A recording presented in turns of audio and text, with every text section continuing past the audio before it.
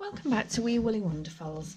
At the end of the last tutorial, I left you finishing off making the other arms and legs and starting Amy's head up to the end of round 7. So we're going to continue from there. So there's our beautiful gold coloured nose.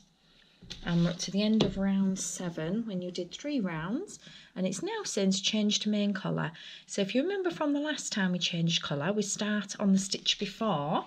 So I've left the last stitch unworked, and we're going to go in. Oh, sorry, no I haven't. I've left the next 2, haven't I? So let's have a look. So we're going to go in and do a colour change just like we did on the leg in the last stitch of the round. So we're going to go in as normal and pull through. So we're doing the first half of the double crochet, but for the second part of the double crochet we're going to pull through the new colour that we're changing to. So we'll wrap it around the hook like so and pull through both of those gold loops. So that was the last stitch. We're all ready to start the new round in the new colour. So at the beginning of round 8, we'll tie that off in one moment. We'll just get started on the next part. Line 8 is a little bit more tricky, so we're going to follow that. It's double crochet increase 6 times and then just 6 normal double crochets. But obviously we'll show you that and see how it's done. So the first part of the instruction is double crochet increase 6 times. So we'll carry on with that and make sure you use the correct colour. The number of times I've accidentally picked up the old colour. We're just going to pop that to the back and ignore it for now. So we're using the new colour. So we're going to do a normal double crochet and then an increase, which is obviously 2 double crochets in the stitch. So that's 1 repeat, double crochet and then an increase. That's our second repeat, double crochet and an increase, obviously 2 in the same stitch. That's our third repeat, double crochet, increase, double crochet, increase, double crochet, increase. And this is going to give us the nice rounded shape at the top of the head.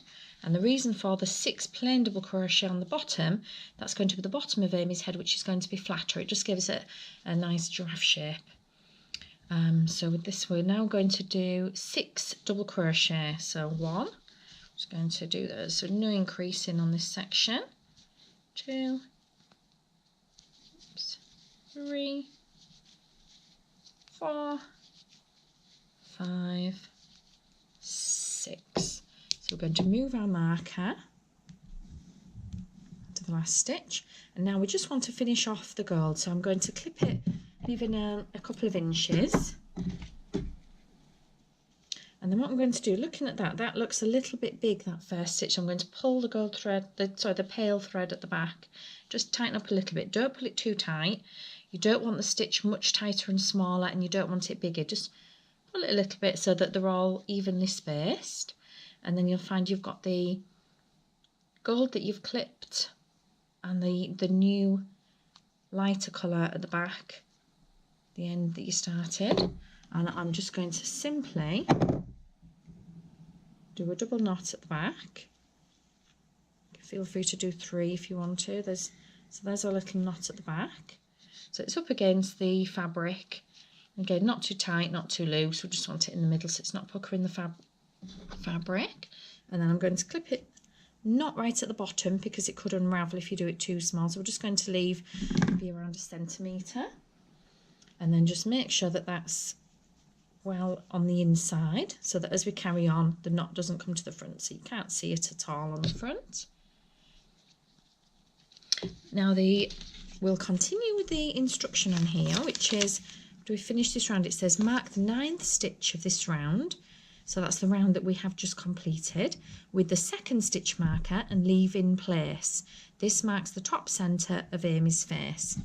So every kit has a normal plastic marker, and it also has the lovely giraffe shape marker. So you've got 2 in your kit.